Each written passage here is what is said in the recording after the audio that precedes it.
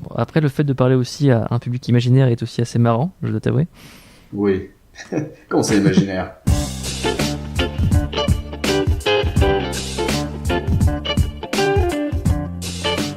Bonjour Yann, Salut Kay. est-ce que tu vas bien mon cher Yann? Ça va plutôt pas mal, écoute. Ça va Et plutôt pas toi? mal. Très bien, ben moi ça va, on va dire que ça va, allez, on n'en parle plus. Bon alors dis-moi, tu voulais faire ce podcast. Rappelle-moi un petit peu ce que tu voulais faire exactement et pourquoi le podcast et pourquoi tu voulais le faire avec moi aussi. Pourquoi je voulais le faire avec toi? Parce que j'ai trouvé personne d'autre. Non, parce que généralement on arrive à avoir des discussions qui ne s'enveniment pas, déjà, bon point, et puis Oui.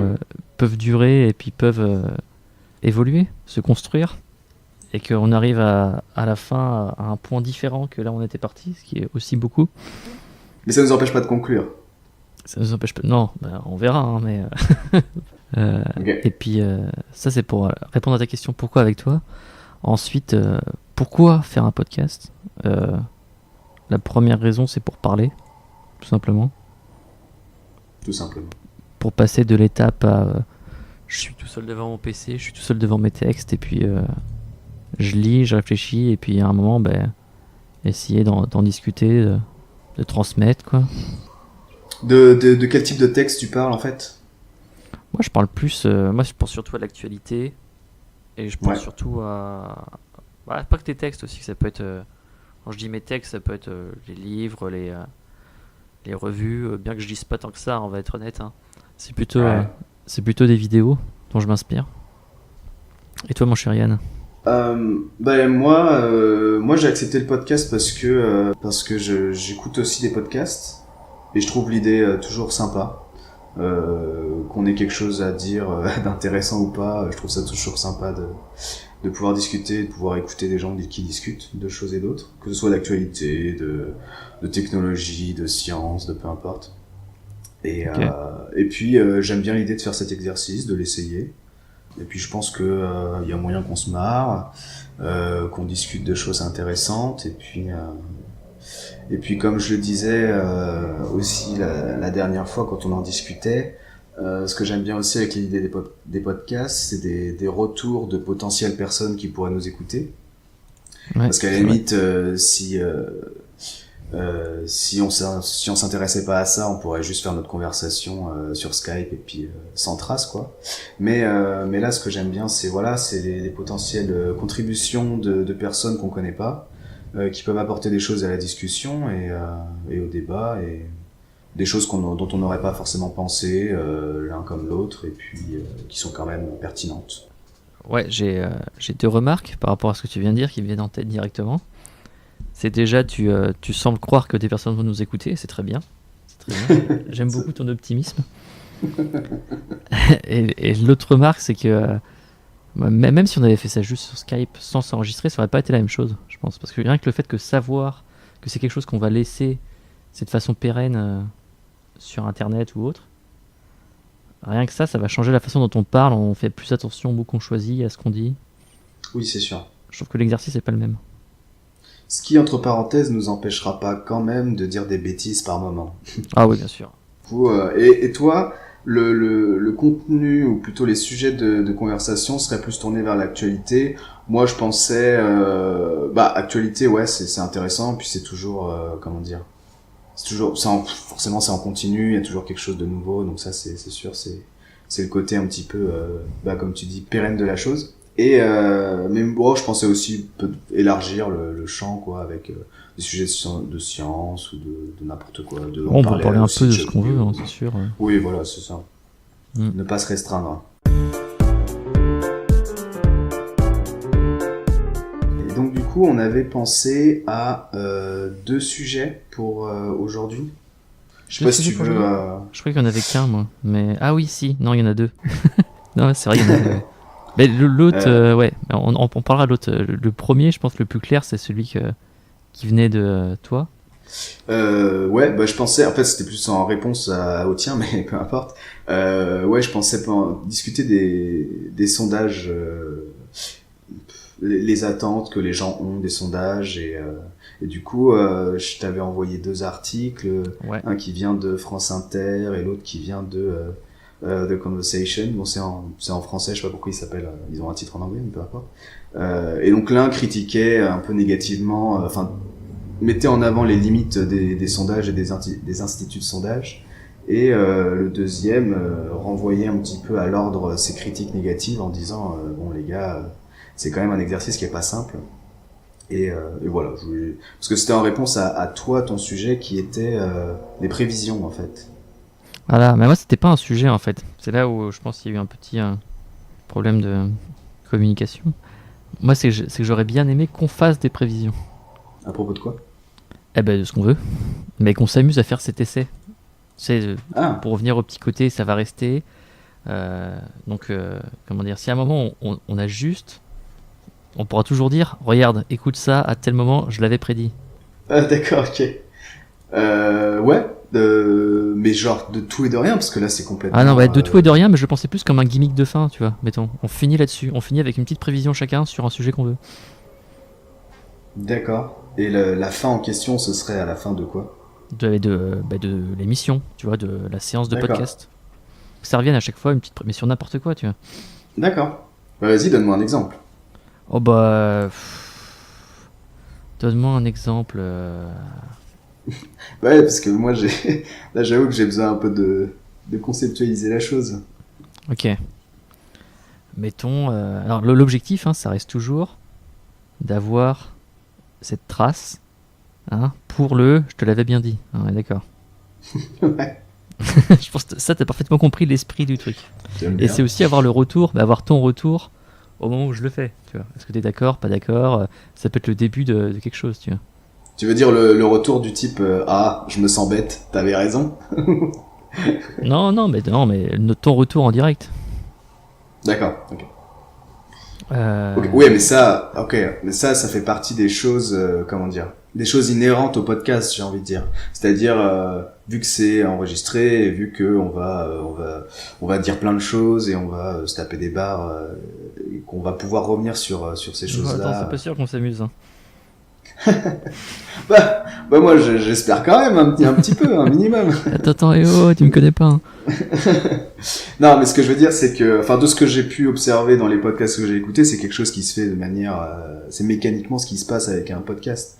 Puisqu'en général, on se souvient de ce qu'on a dit dans le cadre du podcast, un minimum, et il n'y a pas besoin forcément de les réécouter pour s'en rappeler. Bon, après, on peut, oui, s'assurer de ça en revenant dessus, mais sur les anciennes émissions. Mais ce que je veux dire, c'est que on n'a pas besoin de planifier ce genre de choses.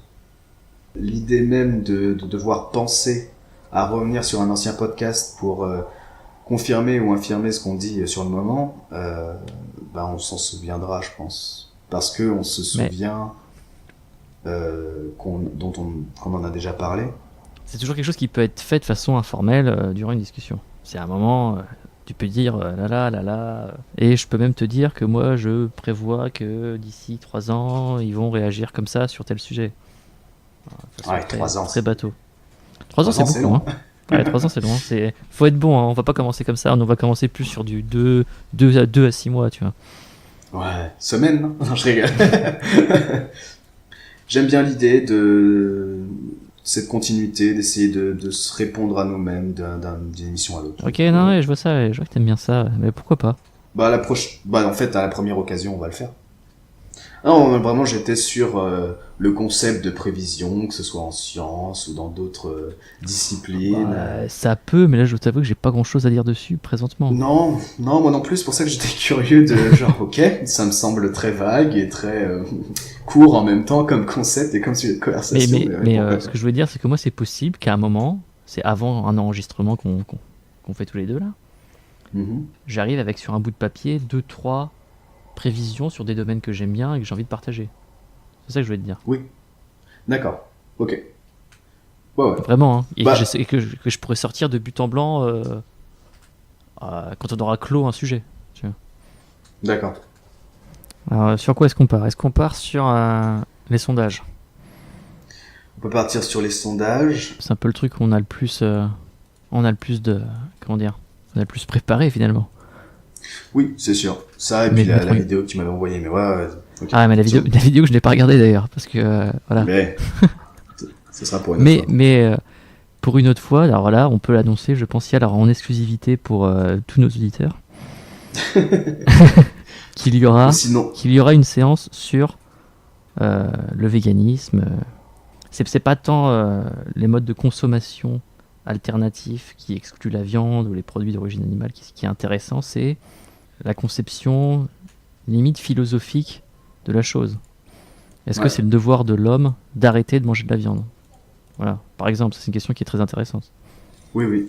Parce Et que du les coup, tu questions du peux- style, il faut manger Pardon. moins de viande parce que c'est pas périn pour l'écologie, bon, ça, elle est réglée la question. On sait que oui, il faut manger moins. Mais ce qui est plus intéressant, c'est ce qu'il faut arrêter totalement. Ouais.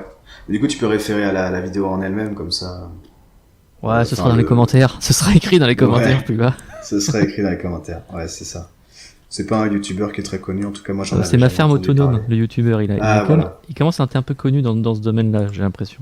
Mais ouais, du C'est- coup, ma ferme autonome, vidéo sur le véganisme, et puis ce sera le sujet de la conversation la prochaine fois, parce que à ce moment-là, Ok, tu l'auras vu, du coup. oui, tout à fait. Puis ça Mais peut être sympa c'est aussi. un sujet sur lequel j'ai quand même beaucoup réfléchi. D'accord. Bon, bah, Beaucoup tant plus mieux. que les sondages, notamment. Parlons-en, Yann. Parlons-en. Moi, ce que j'aime bien dans les deux articles, c'est qu'ils se répondent pas mal. Déjà parce qu'ils ont été écrits à un mois d'écart, j'ai remarqué, Ok. et qu'ils prennent des exemples un peu similaires. Non, moi, ce que j'aime bien dans l'idée du sondage, il y a cette idée de échantillonner des populations et extraire des tendances à partir des échantillons qu'on a. Ouais. Voilà. L'aspect technique qui est Et intéressant de la chose, c'est ça, ouais. c'est intéressant parce que justement, c'est ce sur quoi les journalistes de l'article portent l'accent. Des choses qu'on peut attendre de la part des instituts de sondage et d'autres, c'est pas raisonnable d'attendre qu'ils fassent des prédictions à 100%. Ok. Parce que pour ça, il faudrait qu'ils sondent toute la population dans son ensemble. Mhm. Et voilà, tout simplement, ce qui est chose qui n'est pas possible. Ouais. Et à partir de là, bon bah tu fais des tendances sur la population que tu as échantillonnée et puis avec une certaine erreur, une marge d'erreur. Et je trouvais que le parallèle était vraiment très fort entre ça et puis ce qu'ils font en écologie pour les oiseaux, les insectes, peu importe, les plantes aussi. Ok, tu trouves qu'il y a un parallèle fort? Bah tu fais un sondage, enfin tu fais un échantillon de la population. Instinctivement, comme ça. Qu'avoir un échantillon représentatif. Ok. Bon, en écologie, là, ce dont tu parlais, en environnement. Ouais. Instinctivement, j'ai l'impression que c'est plus simple que dans une population humaine. Alors, Pas en termes de traitement mathématique ou technique, mais je veux dire, si mettons, je veux dire n'importe quoi, mais mettons tu veux sonder des populations d'oiseaux, ok? ouais. Ton échantillonnage, si tu prends des critères simples tels que l'âge, la taille, l'emplacement géographique, si tu échantillonnes, mettons, ouais, tu fais un échantillonnage comme celui-là, si tu fais un nouvel échantillonnage mais que tu gardes les mêmes proportions de chacun de tes critères, j'ai l'impression que tu te Ouais. tromperas beaucoup moins qu'avec l'être humain. Bah, ça dépend de ta question de base, en fait, ta problématique après. Mais, enfin, parce que là, ce que je considère la grande distinction entre les deux, c'est que ce que tu vas demander à un être humain ou à une population d'êtres humains, ça va être leur opinion. Et Ouais, bah ça, oui, c'est ça, quelque chose qui est Mm. difficile à mesurer ou même à répondre en tant que sondé. Mais la représentativité de l'échantillon, ça c'est effectivement, c'est une question qui se pose dans les deux cas. Après, ouais, c'est vrai que là où en écologie tu vas échantillonner, des individus que tu considères, je sais pas moi, prenons l'exemple des oiseaux, même si je suis pas spécialisé des oiseaux. Mais si tu prends des individus adultes et que tu te poses une question sur leur physiologie ou leur migration, etc. Tu prends les adultes et puis c'est bon. Là, l'idée aussi de sonder une population humaine, c'est essayer d'avoir tous les, si on prend la question politique par exemple, on va essayer d'avoir tous les éventails des opinions politiques avec toutes les classes sociales aussi. Donc il y a quand même des choix à faire pour essayer d'avoir une représentativité. Le côté aléatoire dans une population, il est plus difficile à appréhender en France, par exemple, dans la population française que je sais pas. C'est vrai qu'à de ce point de vue-là, je te rejoins. C'est vrai que c'est différent. Mais la technique aussi, elle change ça. Ce que je remarquais dans les articles, justement, ils disaient que les instituts de sondage sont passés du porte-à-porte, donc dans les années, je sais pas moi, 50, 60, au sondage téléphonique, et aujourd'hui c'est via Internet. Et moi je considère que à chaque fois, c'est pas la même chose. C'est-à-dire que quand tu fais du porte-à-porte, bah c'est le sondeur qui choisit, si tu veux, vers qui il va aller. Donc là, il a le pouvoir de randomiser, de rendre aléatoire, si tu veux, son échantillonnage. Alors que quand tu fais un appel au sondage via Internet, tu pars du principe que c'est le sondé qui va venir de lui-même pour répondre à ton questionnaire. Et du coup, là, c'est pas la même approche. Et je pense que déjà là, tu fais un filtre de la population, tu vois. C'est pas tout le monde qui va, tu vois. Bon, non, c'est sûr, mais si on veut rappeler un peu l'article là, donc se rattacher, donc ça c'est le premier article qui lui plutôt est critique vis-à-vis des sondages, il ne prend pas leur défense, quoi. C'est vrai que cet article est bien, hein. Il sera en description, vous inquiétez pas, parce que il fait ce que j'ai trouvé très bien, c'est qu'il fait l'historique des sondages et il inscrit ça dans quelque chose dans lequel tu peux inscrire à peu près tout, c'est-à-dire la réduction des coûts, et que voilà, si le sondage est passé tout d'abord du porte-à-porte, comme tu dis, au téléphone, puis au téléphone à Internet, il y a une raison à ça, c'est parce que ça coûte moins cher. Oui, et puis aussi, les gens arrêtaient d'ouvrir leur porte au sondeur, d'après ce qu'ils disent. Bon, après ça, je sais pas. Ça faisait partie des raisons qui étaient mises en avant, c'était que les gens étaient moins réceptifs au porte-à-porte. Ouais, mais c'est toujours un peu plus dérangeant, on peut dire. C'est vrai, oui, c'est intrusif. Non, c'est sûr. Mais de toute façon, quand on regarde la situation des instituts de sondage, et ça, je l'ai bien ressorti dans l'article de France Inter, c'est que les instituts de sondage, c'est un business, quoi. C'est une entreprise de toute manière. Et d'ailleurs, ils disent à un moment donné, le sondage politique représente 5% de l'activité des instituts. Donc, ça veut dire que, en gros, leur revenu ne vient pas des sondages, qui représentent vraiment une toute petite part du chiffre d'affaires. Ouais. Donc, dans l'article, ils disent ça, et ils précisent, et là encore, comme n'importe quelle entreprise du tertiaire, c'est important de se faire connaître, comme n'importe quelle entreprise. C'est ça. Ces sondages politiques servaient, même s'ils représentaient une faible part de leurs revenus, servaient essentiellement à leur comment dire ça, à leur image, quoi. Mais malgré tout, j'ai quand même la sensation qu'il y a une reconnaissance de cette limite, on va dire, de cette faiblesse, et que les personnes qui travaillent dans ces instituts de sondage ne pensent pas de cette manière-là, en tout cas pas tout le temps quand ils travaillent, et qu'il y a quand même une volonté d'avoir des chiffres représentatifs de la réalité, quoi. J'ai pas l'impression que ça entrave l'intégrité des personnes qui font les sondages. Après, c'est une impression. Ça, c'est dans le premier article où tu l'as vu ? Non, ça c'est juste une impression à la lecture des deux articles, où, surtout celui qui est de France Inter, qui est plutôt critique négative vis-à-vis des instituts de sondage. J'ai ce ressenti-là. Qu'ils ont pas réussi, si tu veux, à appuyer sur ce côté négatif qu'on pourrait intuitivement penser. Que le côté... c'est intéressant ça, pourquoi est-ce qu'on voit ça de façon négative ? Je pense qu'il y a un cercle vicieux qui s'est instauré, je pense, avec les années, c'est que les rares fois où on va parler, entre nous, les citoyens, et puis surtout les politiques et les médias, à chaque fois qu'on va parler des instituts de sondage, si c'est pas pour citer leurs chiffres, c'est pour leur dire qu'ils influencent l'opinion publique, ou qu'ils sont payés par un tel et qu'il y a du lobbying, machin. Donc en gros, à chaque fois qu'on en parle, c'est le côté négatif de la chose. Rarement on va regarder les résultats d'une élection présidentielle, par exemple, et ensuite revenir sur ce qu'avaient dit les instituts de sondage et leur dire « Ah ouais, ils avaient raison, t'as vu ?» Genre, ça arrive jamais. Personne ne va revoir si les prévisions avaient été bonnes après une élection. Donc le côté positif, il passe à la trappe à chaque fois, en fait. Et c'est pour ça que je pense qu'on a un biais cognitif sur les sondages et les instituts de sondage, Même si voilà, elles ont des limites et c'est pas du tout.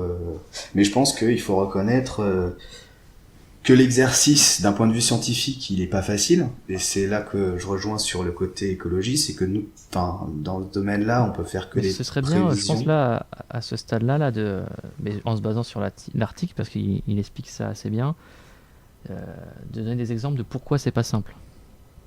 Il y a des biais notamment qui peuvent y avoir, notamment en termes de population. Ouais. C'est pas simple parce que il y a plein de facteurs que tu ne contrôles pas et qui vont faire en sorte que ton échantillon, il est pas représentatif sans que tu le saches. Alors, si tu prends le cas de la représentativité d'un échantillon, un échantillon il est représentatif s'il est précis, donc c'est-à-dire qu'il y a une taille de ta population qui est suffisante pour que l'erreur d'estimation soit pas trop grande, quoi. C'est-à-dire que si fait que les résultats soient un minimum fiables. Et il est représentatif si sa composition elle est semblable à celle de la population, la grande population, celle qui regroupe tout le monde. Représentatif, ça veut dire que genre si tu veux étudier une population de... On va reprendre les oiseaux, parce qu'on aime bien les oiseaux, Bah où il oui. y a 20% d'hirondelles, je dirais 70% de pigeons et puis 10% de corbeaux. Il faut que dans ton Mhm. échantillon, donc c'est-à-dire ta partie réduite de cette population, il y ait les mêmes pourcentages qui soient respectés. À peu près, ouais, c'est ça. Bah c'est ça À peu l'idée. près. C'est que tu pars du postulat que si ton échantillon est représentatif, il va être composé de la même manière. Il va y avoir les mêmes proportions. C'est ça, c'est ça. Et Est-ce que déjà ça, ça c'est le cas? Est-ce que c'est le cas? Est-ce que ça peut être le cas?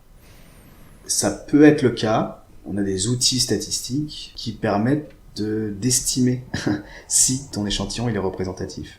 Ok, est-ce que ces outils, je dirais que c'est des outils que tu peux mettre en œuvre une fois ton test réalisé, ton sondage réalisé, ou c'est juste une fois que tu as choisi ton échantillon, là tu peux faire ton test avant même d'avoir posé quoi que ce soit comme question? Ça dépend de la méthode. Alors, tu peux avoir une méthode, ce qu'on appelle une méthode probabiliste ou une méthode aléatoire. C'est-à-dire qu'en gros, l'idée c'est d'aller au pif et de sélectionner au hasard un nombre X d'individus, le Ouais. maximum possible. Mais tu peux mesurer du coup sa représentativité uniquement si tu as déjà la liste complète de la population. Donc en fait, la méthode probabiliste, ça consiste à dire, ok, je sais d'ores et déjà que en France, il y a tant de pigeons, il y a tant d'hirondelles et il y a tant de, je sais plus quelle était la Hmm. troisième espèce. Je sais ça. Et dans cette population-là d'individus, eh bien, j'en échantillonne tant. Donc ça, c'est une méthode particulière, si tu veux. Et t'as la méthode empirique, ce que beaucoup de gens font, parce que bah tout le monde n'a pas la liste complète. Hein, tu composes ton échantillon à la base sur les caractéristiques qui sont connues de la population. Et en fait, à partir de cette population-là, dont tu connais certaines de ses caractéristiques, tu peux, avec des formules mathématiques, enfin bref, des outils statistiques, tu peux estimer un nombre minimum d'individus que tu dois échantillonner pour avoir un échantillon représentatif. Et c'est ton nombre minimum dans chaque catégorie ou le nombre total? Oh, total, ouais. Enfin, bon, ça revient un peu au même de dire ça, puisque si tu Ok, connais ok. des caractéristiques un petit peu de ta population, enfin, c'est ça le problème, c'est qu'il faut partir de certains postulats avant de faire des échantillonnages, en tout cas en C'est écologie. ça. Et c'est là où on comprend bien que c'est difficile en politique, quoi. Ben oui, c'est ça. Parce que C'est, si mettons, les fameuses caractéristiques dont tu parles, j'imagine que tu m'arrêtes hein, si je dis n'importe quoi, mais c'est genre la, euh, l'âge, le salaire, l'emplacement oui. géographique. C'est ça les Mhm. caractéristiques connues de tes personnes. Tu vois. Et à partir de Ouais, c'est là, il faut que tu ça. arrives à extrapoler leur vote potentiel et si leur vote sera représentatif de tous les gens qui ont le même salaire, le même âge, et qui sont au même endroit. Quoi. Et à partir de ces caractéristiques, tu peux estimer le nombre, un nombre minimum qu'il te faut pour avoir un échantillon représentatif. Alors je sais pas si les instituts de sondage fonctionnent comme ça, moi je sais que c'est la méthode à appliquer en écologie avant de faire quoi que ce soit. Tu vas pas à l'aveugle en fait. Si tu peux avoir des caractéristiques connues de la population que tu es C'est en ça, train de c'est ça. mesurer, C'est clair, un truc qu'il faut prendre en compte là, c'est que ces instituts de sondage, ce qu'ils font, c'est pas leur premier coup d'essai. Quoi. ben c'est ça. Parce que quand C'est que- t'es le premier, on est d'accord que t'as pas le choix. Tu vas sonder la population et puis tu vas faire des C'est trucs. ça, mais Et en fait, on fait comme t'as dit, quoi. Tu utilises les données que t'as. exactement. Et après, le problème aussi et la grosse les distinctions pardon avec l'écologie scientifique, c'est que on considère quand même que à l'échelle de 10, 50 ou 100 ans, les populations ne varient pas trop, si tu veux. C'est en train de changer avec les changements climatiques. Mais ce que je veux dire, c'est que la grosse différence avec les sondages d'opinion, le fait est que notre train de vie il change beaucoup et puis nos moyens de communication ils évoluent énormément et les moyens de sonder ont changé, on l'a vu en l'espace de 5 décennies, on est passé du porte-à-porte au téléphone à internet, etc. Et tout ça, bah, il faut le prendre en compte aussi dans ce travail préalable de l'échantillonnage, du sondage. Et j'imagine que c'est pas facile. Parce que, Ouais. comme je te disais, quand tu fais de l'écologie et que tu veux partir de la biblio en disant, bon, ma population, elle ressemble à peu près à ça. Quand tu fais la population française, par exemple, bah, tu dis, ma population, elle ressemble à peu près à ça. Tu peux pas te fier à il y a 20 ans, tu vois. Déjà, il y a 20 ans, la population était différente. Ah non, c'est sûr. Et puis bon, pour revenir, Ouais. donc, je disais l'exemple qu'ils utilisent dans l'article et qui est très, très bien, quoi. C'est le vote de l'extrême droite. Ouais. Donc voilà, ce qu'il faut dire aussi, c'est que euh, après les sondages, donc ils posent des questions aux gens, les gens répondent. Mhm. Donc après là, il y a aussi tout un jeu sur le nombre de questions et la précision dans laquelle on peut rentrer. Parce que plus tu vas mettre de questions, plus ça coûte cher, plus ça prend du temps. Mhm. Bon, ça, je sais pas si on reviendra dessus, mais c'est intéressant, ils développent ça dans l'article. Ouais. T'as un autre point, donc le vote de l'extrême droite, c'est que une fois que ton sondage est fait, tu appliques des correctifs. Mettons, tu sais que tu as toujours un biais. Là où c'est intéressant par rapport à l'extrême droite, c'est que ce correctif qui était appliqué à l'époque, donc je sais pas s'ils donnent des chiffres, mais à Ah oui, l'époque oui. où ils faisaient du porte-à-porte ou au téléphone, Ouais. en fait, ils avaient toujours, d'après les sondages, beaucoup moins Oui. de voix prononcées pour l'extrême droite que ce qu'il y allait avoir réellement. Ouais, ils étaient obligés de multiplier la probabilité par 2 ou 3, je sais plus. Et en fait, ça, là où c'est intéressant, c'est que depuis que maintenant les sondages sont faits beaucoup par Internet, les gens n'ont pas honte d'écrire ça sur Internet, beaucoup moins en tout cas qu'ils l'avaient au téléphone ou au porte-à-porte. Ce qui Ouais. fait que ce facteur de correction est beaucoup moins important maintenant.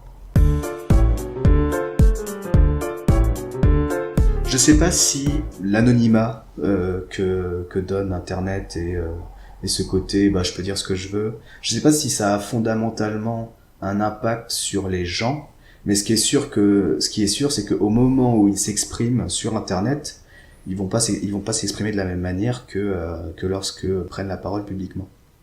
Ouais, ah non, c'est sûr. Ouais. Mais je sais pas si, si je pense, parce que du coup ça doit quand même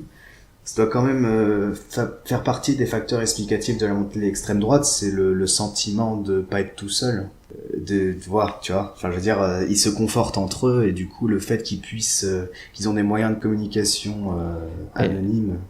C'est ça. Mais après, moi je dois t'avouer que depuis le mouvement Gilets jaunes, j'ai du mal à. Enfin, c'est sûr que ça va avoir un effet important sur l'extrême droite française en tout cas. Premier point, hein, c'est que dans le discours des Gilets jaunes et dans toutes les revendications, on n'entend pas parler d'immigration. Si, quand même. Il y a je sais plus, dans les top 10 des revendications des Gilets Ouais. jaunes, il y avait question de l'immigration. Ouais. Je dis pas que les idéologies d'extrême droite sont représentatives de la population des Gilets jaunes, mais elles s'exprimaient, et notamment à travers ça, et ça faisait effectivement partie de... C'est pas ce qui a été médiatisé, mais Non, c'est sûr. Bah, de toute façon, ce qui a été médiatisé, c'est les conséquences matérielles des manifestations, surtout. oui, non, principalement. Mais je veux dire, il y a quand même quelques revendications qui sont sorties. Celle dont on entend beaucoup parler en moment là, c'est le référendum d'initiative citoyenne. On va pas, enfin, je tiens à dire, j'ai pas forcément envie de rentrer dans le détail des Gilets jaunes parce que c'est un mouvement qui est complexe, que je maîtrise pas encore bien. Mais on finira par aborder le sujet, hein, Yann, je pense. Oui, bien sûr. Non, c'est sûr. Mais il faudra que je me prépare, là. Parce Ok. que je suis pas mal, C'est bon. je suis pas mal allé sur Reddit pour, ce que j'aime bien sur Reddit, c'est cette histoire de débats et de commentaires qui sont un peu, qui sont constructifs, qui sont Ah, plus tu vois, moi, c'est constructifs quelque chose sur qu'ailleurs. lequel je vais jamais, quoi.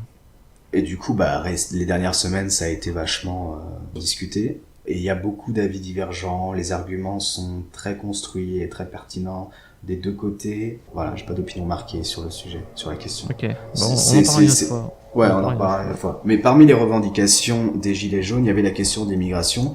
Et voilà, c'est ça que je voulais dire aussi. Dans la population des Gilets jaunes, je pense que les idéologies d'extrême droite ont diminué pendant le mouvement.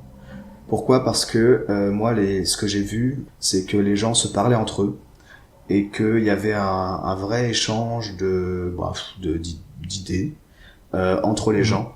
Et moi, ce que je sais, enfin ce que je pense savoir en tout cas, c'est que les idéologies d'extrême droite, elles naissent particulièrement dans l'isolement. C'est-à-dire lorsque les gens soit restent entre eux, entre extrême droite ou sont seuls. Ils ont une perception du monde qui les fait amener à avoir des idéologies d'extrême droite, notamment la xénophobie, le racisme, etc. En fait, plus les personnes sont au courant, c'est-à-dire plus elles discutent avec des gens qu'elles connaissent pas, plus elles ouvrent leur esprit, ces personnes-là, moins elles sont amenées à haïr des personnes qu'elles connaissent pas. Et c'est notamment de là que ça vient, quoi. Et moi, ce que j'ai vu, en tout cas, c'est peut-être pas représentatif, ce que j'ai vu, mais c'est que j'ai vu des personnes qui disaient, moi j'ai discuté avec des personnes qui étaient extrême droite, et j'ai trouvé la conversation intéressante. Moi, je considère qu'une conversation qui est intéressante entre une personne qui est d'extrême droite et une personne qui n'est pas d'extrême droite, la tendance générale, c'est que les personnes d'extrême droite vont se remettre en question plus facilement. Enfin, pas se remettre en question elles, je veux dire remettre en question leurs idéologies d'extrême droite. On sait que ça naît de la peur. Et de la peur le concept de l'isolement, j'ai du mal à imaginer comment une personne, la télé, mais une personne complètement isolée qui n'a jamais eu affaire, qui n'a jamais eu de problème dans la rue, puisse se tourner vers l'extrême droite. Parce que l'extrême droite, elle naît de la peur, mais elle naît aussi... Pour moi, c'est plutôt quelqu'un qui aurait tendance à se tourner vers l'extrême gauche. Quelqu'un d'isolé, mais qui, mettons, vit dans la campagne et n'a jamais eu de problème. Il n'a jamais été embêté dans la rue, il n'a jamais été volé, on n'a jamais volé le téléphone, ou tu vois, ce genre de choses qui peut arriver dans les grandes métropoles plus. Oui, bien sûr, mais les idéologies d'extrême droite, c'est pas uniquement la peur non plus, c'est aussi la méconnaissance la généralisation de choses qu'on connaît pas. C'est-à-dire qu'en gros, on fait des raccourcis et on fait des généralités sur des groupes de population qu'on identifie soit à travers leur religion ou leur couleur de peau et qu'on associe à ça tu vois, des comportements. Moi j'ai peut-être surestimé les gens, je sais pas, mais je vois pas comment ça peut partir s'il n'y a pas un affect initial, je vois pas comment ça peut émerger. C'est sûr que la peur, elle est là. Et si elle est là, c'est parce que quand tu regardes la télé, t'as l'impression que c'est... Voilà, c'est ça. Non, mais après, il y a une influence très forte des médias, quoi. Ou du groupe, tu vois. Je sais pas, je pense qu'on pourrait être surpris, comme tu dis, du fait que les gens aient parlé ensemble. Oui, après, là, on parle d'un échantillon de la population, encore une fois, qui est assez restreint. On parle en tout 250, 300 000 personnes. Ouais, mais faut pas sous-estimer, je pense, l'influence du bouche-oreille une fois, mettons... ah oui. Mettons, un patriarche bien classique de chez nous va dans le rond-point et puis là se laisse convaincre par d'autres personnes que ce qui résoudrait sans doute ces problèmes plus efficacement serait un vote Mélenchon plutôt qu'un vote Le Pen. Quelle influence aurait ensuite dans son groupe proche, tu vois. Elle peut être très forte, c'est ce que je veux dire. Oui. Je pense que ton exemple était un petit peu provocateur, mais de quoi ? Je pense que il y a beaucoup de personnes qui n'ont pas d'idéologie d'extrême droite, qui seraient pas d'accord sur le fait qu'un vote Mélenchon améliorerait les conditions de vie. Non, j'ai pas des exemples extrêmes. Tu dis provocateur parce que je parle des deux extrêmes, c'est ça ? Que t'opposes l'idéologie d'extrême droite avec Mélenchon. On est d'accord que là, durant le mouvement des Gilets jaunes, c'est surtout ces deux extrêmes, ces deux figures qui essayent de se l'approprier, quoi.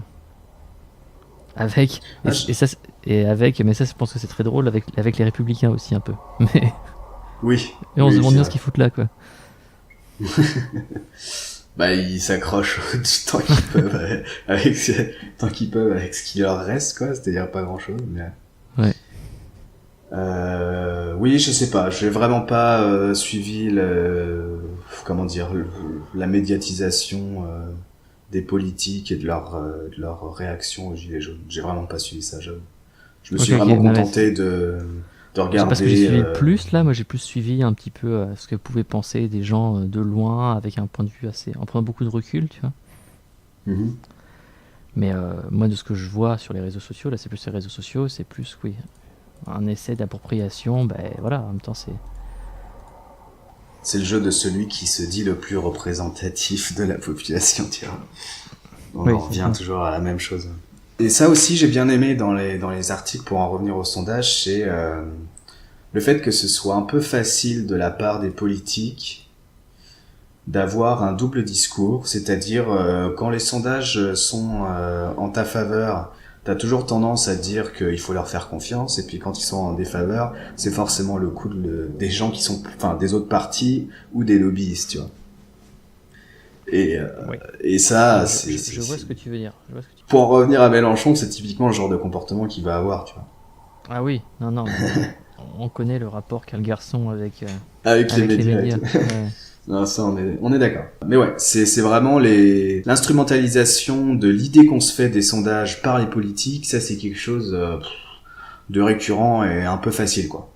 Mais tu vois, je pourrais dire que la suite à notre discussion, ça a un peu évolué, mais je peux pas m'empêcher de penser que les sondages étant des boîtes vouées à faire du profit, Ouais.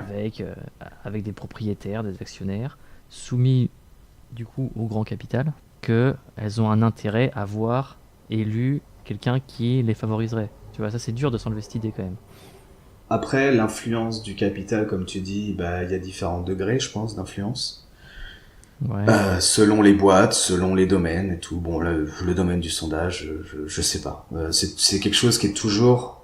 En fait, il y a ça aussi. Il y a ce côté un peu fantasme du complotisme auquel j'adhère parfois sans m'en rendre compte. Et puis, et intuitivement, c'est ce dont on a tendance à Tu penser. vois, ça ce serait un sujet super intéressant, je pense. Hmm.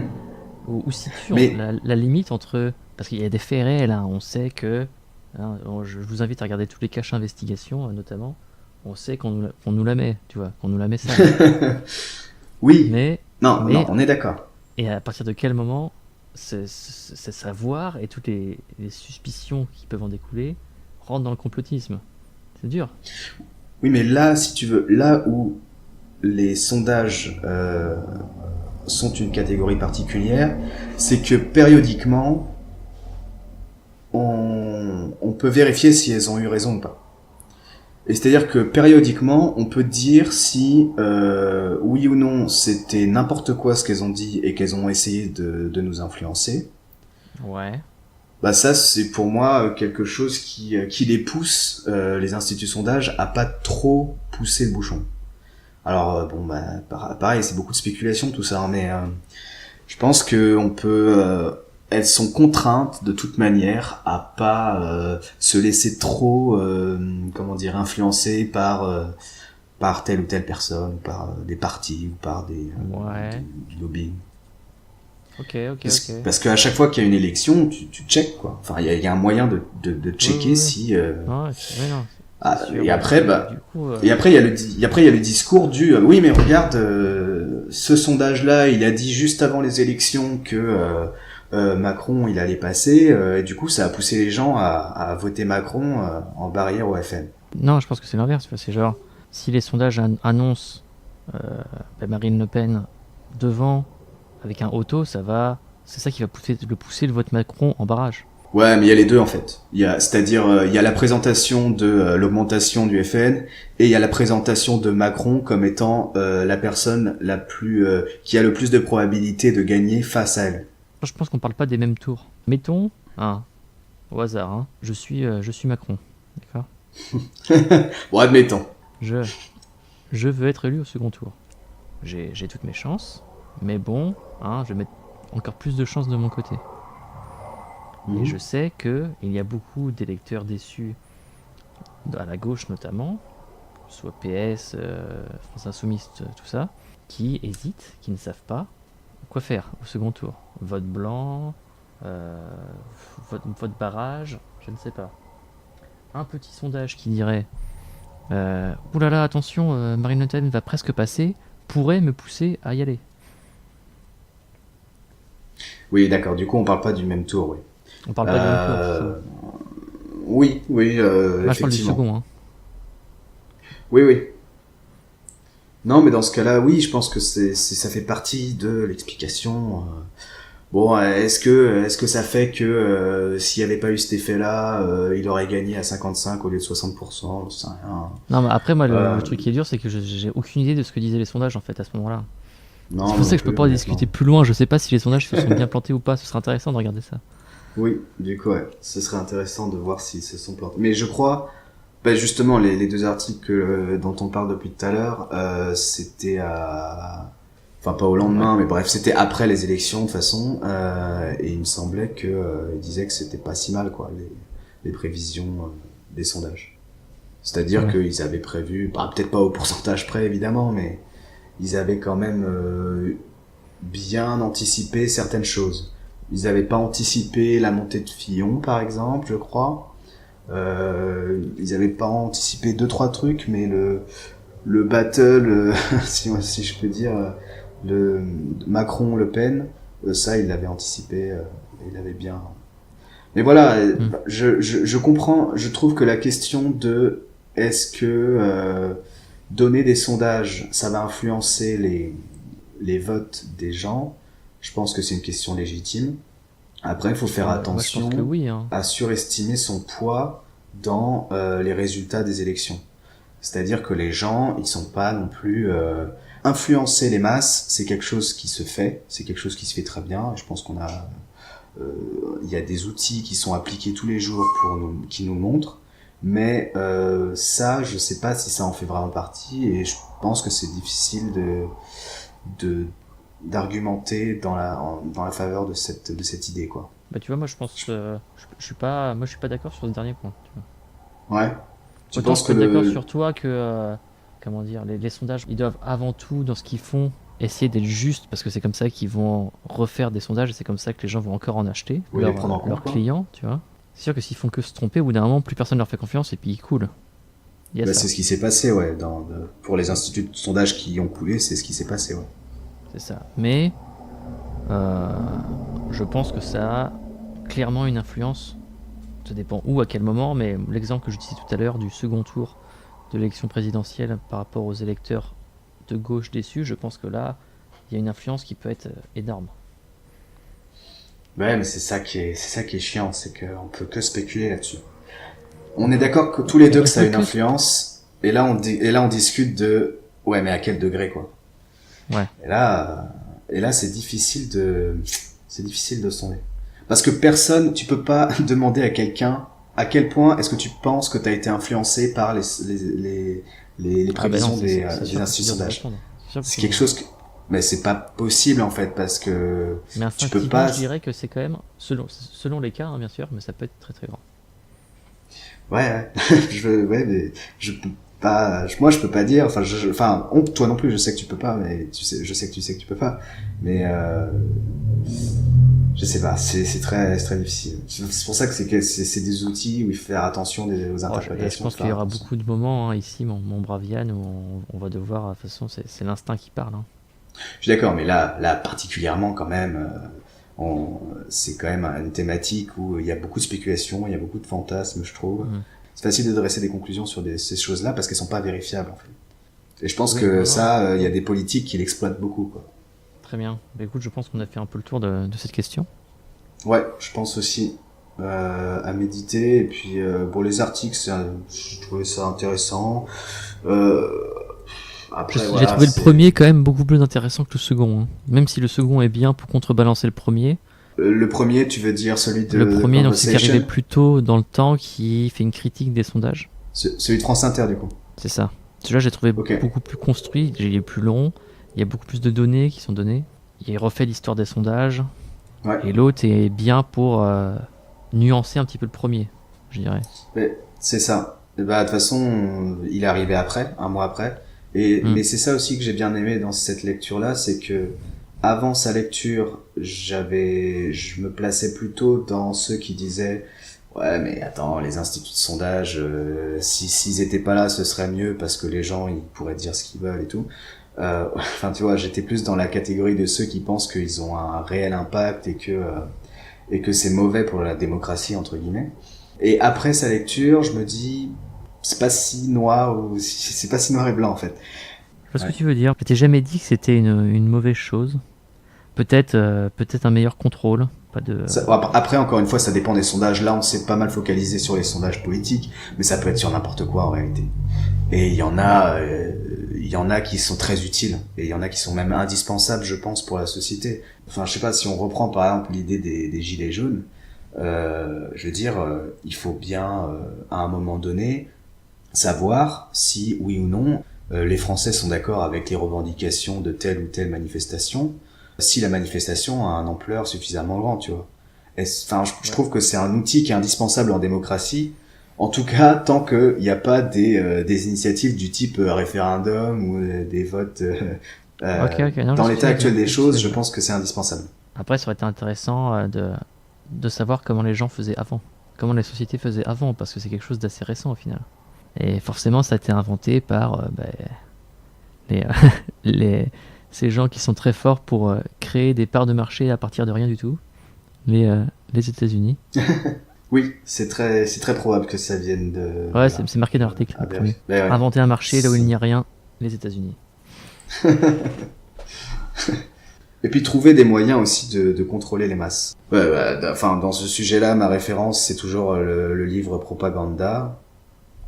Ok, je connais pas. De je ne sais plus qui. Mais propagande au sens large, pas au sens négatif du terme, c'est-à-dire la propagation d'une idéologie dans une société. Les premiers qui ont réfléchi, voilà, c'est un livre d'Edouard Bernays. Et c'est un Américain qui travaillait pour des entreprises du type General Motors et qui, en gros, a scientifisé d'une certaine manière cette approche de la propagande, c'est-à-dire à des fins industrielles, quoi. Et le livre montre bien les outils qui se sont développés dans les années, je sais pas moi, les années 20-30 au début, même avant ça, je pense. Pour pouvoir essayer de savoir ce que les gens veulent, en fait.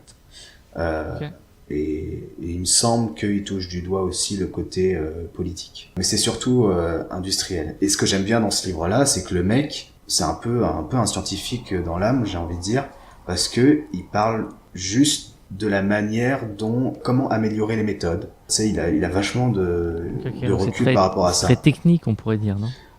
C'est technique, c'est neutre, genre, c'est neutre. Il s'agit pas de faire une critique positive ou négative de l'idée derrière, de faire de la propagande. Okay. C'est vraiment, comment ça marche, qu'est-ce qu'on sait sur le sujet, et qu'est-ce que je pense qu'il faudrait faire pour améliorer la chose. Et c'est très bien fait. C'est très bien écrit. Ok, donc le conseil de Yann, propaganda. De finir sur une note, je sais pas exactement quoi, hein, peut-être tu as une idée meilleure que la mienne, mais finir sur une note un peu plus positive, plus légère en tout cas, plus légère, pas forcément négatif, plus légère. Ouais, là on a attaqué sur du gros lourd si tu veux. On a parlé gilets jaunes, on a parlé sondage, on a parlé extrême droite, on a parlé politique. Je veux dire, je pense pas qu'on fasse pire en termes de légèreté. Après, on est des personnes qui aiment bien la politique, qui aiment bien l'actualité, qui aiment bien parler de ça avec des gens qui partagent pas nos opinions politiques. Mais ce sera pas non plus tout le temps ça, je pense. Non, c'est sûr qu'on a peut-être un peu... Alors voilà, je te propose deux choses. Donc pour conclure, soit on fait, comme je te l'ai dit, un petit peu à l'image de Gamecult, un tourné manette. Donc on parle de ce à quoi on a joué cette dernière semaine. Soit on peut parler des cadeaux de Noël. Oh, ça me saoule Noël. Ok, très bien, alors ne parlons pas de Noël. Ah ouais, non. Alors, pour les manettes, alors je te propose un jeu auquel tu as joué. Alors, ça peut être dans l'année, parce que si c'est vrai, je pense que tu as quand même un peu moins de temps que moi pour jouer. Un jeu auquel tu as joué, que tu aimes et que tu recommanderais, et un jeu auquel tu voudrais jouer. Voilà. Ok. Le jeu que toi tu vas me dire, t'y joues encore, mais c'est pas possible, c'est Don't Starve.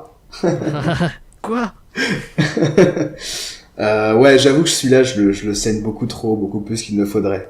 Je pense qu'en l'espace de, allez, 50, non, même pas, allez, 30, 40 heures, t'as vraiment fait le tour, hein, je Est-ce pense. qu'on explique en quoi consistent les jeux ou pas? Oh bah oui, c'est très bien. Donc Don't Starve, c'est un jeu où on est un petit personnage. C'est Vue de quoi? C'est vu dessus. du dessus. Ouais, vu de dessus. C'est pas, je sais pas quel est le terme technique. Mais bref, on est un petit personnage. On se réveille sur une île déserte et l'idée c'est de survivre le plus longtemps possible. Et à peu près tout ce qui t'entoure a envie de te tuer. Et à chaque fois que tu meurs, eh ben, tu t'es obligé de recommencer la partie. Donc il y a les sauvegardes s'effacent dès que tu meurs en fait. Et Voilà. moi je trouve ça formidable parce que les dessins sont très similaires à un univers que j'aime beaucoup, qui est l'univers de Tim Burton. Il y a un humour un petit peu sarcastique.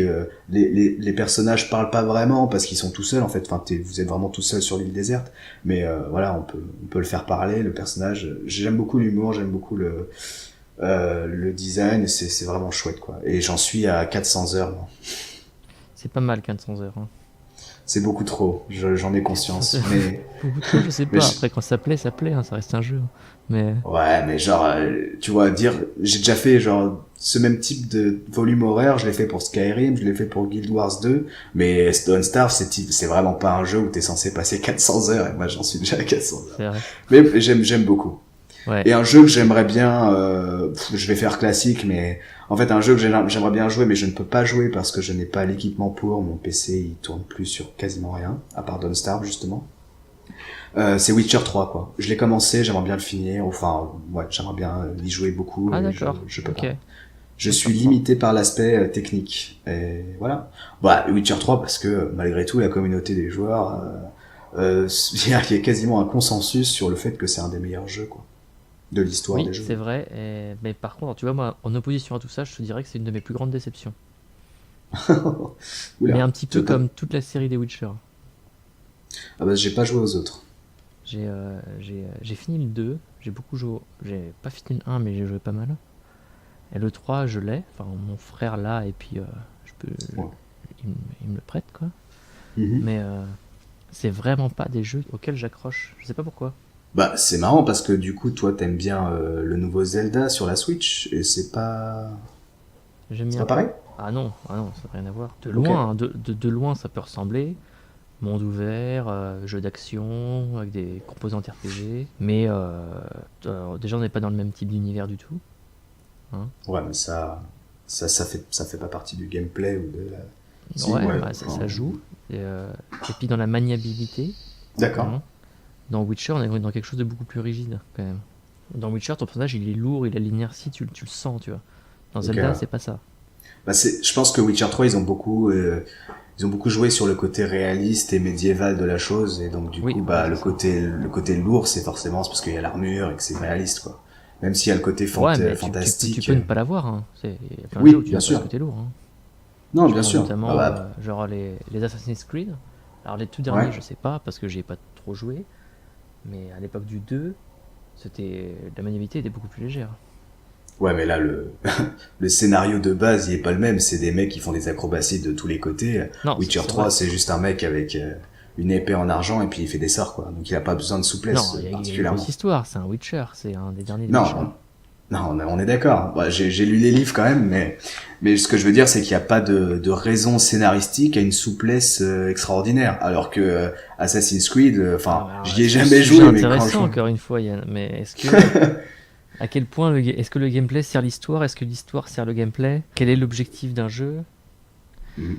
Euh, à quel point c'est ça? Parce qu'on peut tomber dans les extrêmes, style Dark Souls, qui est vraiment l'extrême d'une maniabilité qui est lourde, quand même, qui est Mhm. dure, mais avec un sentiment de gratification incroyable quand tu réussis à affronter, enfin quand tu réussis les épreuves, tout simplement. Ce qui n'est pas Ouais. tellement le cas.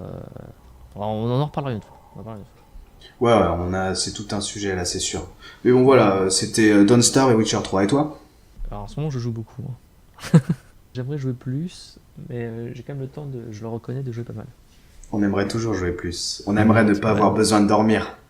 Mais je vais en parler d'un seul. Je vais parler d'un jeu que tu m'as conseillé, Ok. Magic Arena. Ah, toi t'aimes bien les jeux Parce de que, cartes. voilà, déjà, j'adore les jeux de cartes, que ce soit en ligne ou papier. Mais j'avoue que là aussi, on a déjà eu des petits débats là-dessus, que les deux ont leurs avantages et leurs inconvénients. Oui. Je joue à Magic depuis longtemps, jamais énormément, et jamais à haut niveau en fait. Puis à un moment, j'ai découvert le draft. Le draft qui fait partie des formats de tournois limités, on appelle ça, où tu joues avec les cartes que tu ouvres durant le moment du tournoi en fait.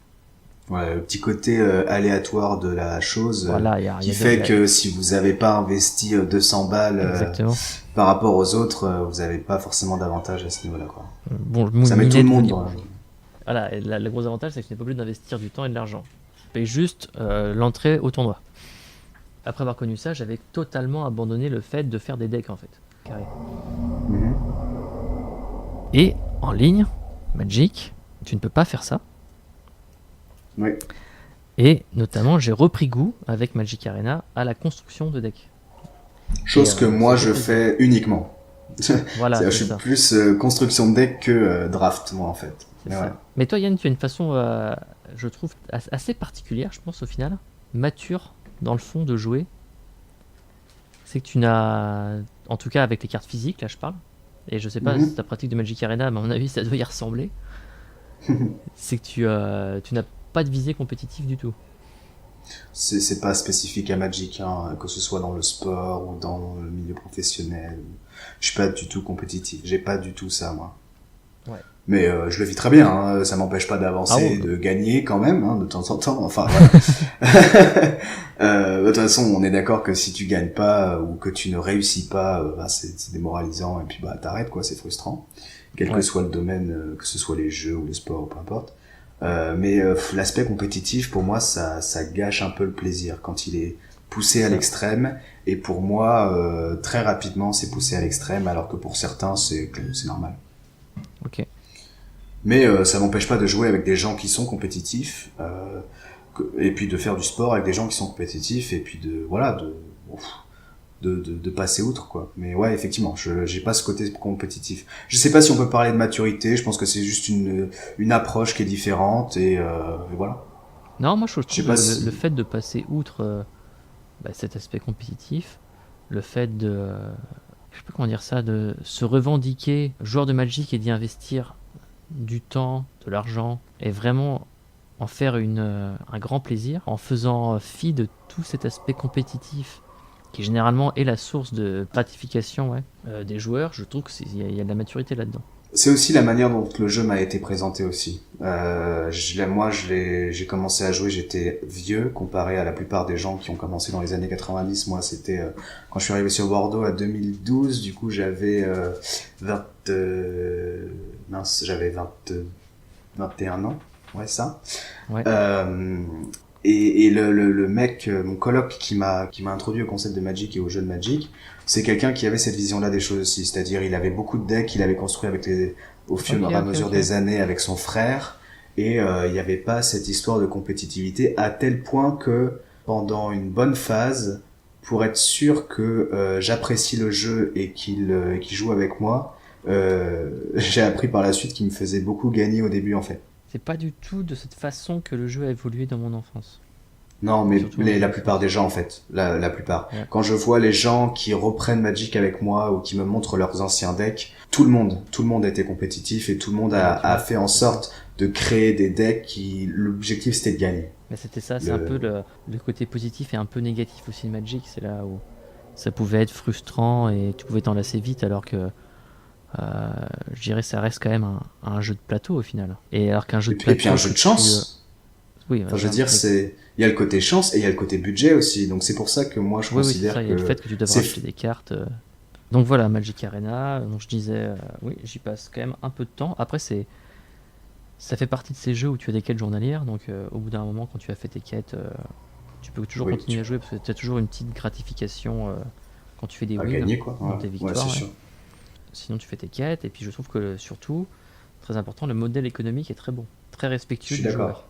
En même temps, ils peuvent, hein, c'est Magic. Hein. Je pense que en 25 ans de vente de cartes physiques, d'ailleurs, j'avais vu dans les forums que justement la grande différence entre le Magic physique et le Magic Arena, c'était la possibilité pour les joueurs d'avoir des cartes extrêmement compétitives et qui valent cher en vrai, mais très rapidement et sans débourser un seul euro ou dollar dans le jeu Arena. Et ça, c'est bien. Et du coup, il y a les gens qui sont d'habitude compétitifs et qui déboursent plein de thunes qui gueulent, tu vois. Mais je pense que c'est bien de pouvoir remettre un petit peu l'équilibre. Après, les gens c'est agréable. extrêmement, on les voit sur YouTube, j'en suis pas mal, les gens extrêmement compétitifs qui en claquant des sous puis en jouant beaucoup, ils arrivent à avoir toutes les cartes sur Magic Arena aussi. Mais ce que je veux dire, c'est que les gens qui ont pas ça, ils ont leur chance, quoi. C'est ça, mais là, c'est qu'il y a un système de joker, là, peut-être expliqué, qui fait que tu gagnes des jokers que tu peux transformer en cartes de telle rareté très facilement. C'est ça, et t'en as pas mal au final. Ce qui fait que toutes les cartes, pour une rareté équivalente, ont le même prix sur Magic Arena. Et alors que tu vas dans des concours de Magic dans la vraie vie, et si jamais c'est en moderne, c'est-à-dire qu'en gros, c'est des decks que tu as construits depuis les éditions qui sont au-delà de 2011, il me semble. Si tu fais ça, mais il faut débourser, je crois, c'est dans les 700 à 800 euros pour avoir un deck compétitif. C'est ce qui fait aussi la trade Magic, c'est savoir que il y a un milieu, voilà, ça on pourra en parler aussi, je trouve ça intéressant, mais un côté professionnel à quelque chose le rend, je trouve, plus attrayant. Lui donne une espèce de finalité inaccessible que tu peux fantasmer. Oui. C'est pareil comme, par exemple, les jeux de combat, tu vois. Tout ce qui est jeux de combat, Street Fighter, je regarde ces jeux avec beaucoup de respect, tu vois. Donc on va conclure, Yann. Le jeu auquel je voudrais jouer. Ouais. Eh bien, il s'appelle Gris. Il est sorti sur Switch cette semaine ou la semaine dernière, je sais plus. Et je te conseille de regarder des images parce que sa plus grande qualité est d'être magnifique visuellement. C'est français du coup ? Je sais plus exactement. C'est soit brésilien, soit européen, italien, espagnol. C'est pour dire à quel point je connais énormément ces pays. C'est un jeu indépendant, ça, non ? C'est un jeu, oui. Un jeu indépendant et édité par Devolver. J'arrive à voir les distinctions quand même entre les jeux, jeux indépendants, les jeux dépendants et les jeux non indépendants. Mais en plus, en plus, il a été édité par Devolver qui édite beaucoup de jeux indépendants, en fait. Mm-hmm. Et c'est-à-dire ils ont une patte aussi Devolver dans ce qu'ils éditent, tu vois. D'accord. Le côté artistique est beaucoup mis en avant dans ce qu'ils font. Ça me fait un peu penser à Hollow Knight. Je sais pas si c'est les mêmes concepteurs. Non, c'est pas les mêmes. D'un point de vue, je sais pas, esthétique, gameplay, ça me fait un peu penser, mais c'est un jeu de plateforme, différent. On peut le dire. C'est un jeu de plateforme, mais beaucoup moins poussé qu'Hollow Knight dans ses mécaniques, tu vois. C'est pas donc il est à la Barcelone, donc espagnol. Donc Hollow Knight aussi, donc c'est on va dire qui est dans la mouvance des Dark Souls quand même, difficile, où tu t'enfonces dans des niveaux, tu n'as pas de carte, c'est dur de se repérer, c'est dur d'affronter des boss avec beaucoup de boss. Tu vois ? Ouais, c'est vrai. Ouais, je pense que Gris serait plus proche d'un Journey. Oui. Okay. Une expérience visuelle et graphique, mais qui n'est pas gâchée par un gameplay qui va te rappeler être un jeu, c'est juste une excuse bidon pour montrer ses beaux graphiques, tu vois. Mm-hmm. C'est pas le cas. Le gameplay est là, quand même. D'accord. Ouais. D'après les critiques. Ok. Bon, à voir. Et c'est un jeu auquel j'ai beaucoup envie de jouer. Je pense que je me l'offrirai suite à Noël. Excellent. Ouais, il a l'air très sympa. Je plus sois. Ah, ça me fait plaisir que tu plus sois. Bon, très bien, mon Yann. Mais ouais, je pense qu'on est pas mal là pour un premier podcast. Okay. Donc on vous dit au revoir. Ah, c'est ça, c'est pas moi qui écoute les podcasts, c'est toi, donc je te fais vraiment confiance là-dessus, mais rythmiquement, on pourrait être beaucoup plus déjà rythmé, hein, et puis intéressant. Je pense que ça, il y a le montage qui joue beaucoup aussi. Il y a des sections qu'on peut rendre beaucoup plus rythmées, beaucoup plus vivantes en supprimant des E, des machins, et puis peut-être des petites sections qui sont pas forcément intéressantes et qui apportent rien au débat, quoi. L'autre côté, ça, on va pas lancer ça comme ça dans la nature, quoi. On n'est pas des experts quand on parle de choses où il y a beaucoup de... Quand on parle d'un sujet, on va être parfois très flou. Mais c'est la façon dont on a choisi de le faire aussi. Oui, c'est un débat d'opinion, c'est tout. Et contrairement aux autres podcasts que je connais, voilà, on n'est pas des youtubeurs, on n'est pas des journalistes, on n'est pas des animateurs radio ni rien, donc forcément, il y a des choses qu'on va apprendre sur le tas, et puis... voilà, l'objectif premier étant... de parler, de discuter entre nous. C'est ça. Et possiblement d'avoir des retours si possible, ça ce serait quand même un petit plus, quoi. Voilà. S'il vous plaît, faites plaisir à Yann. Non mais... Dites-lui qu'il dit n'importe quoi.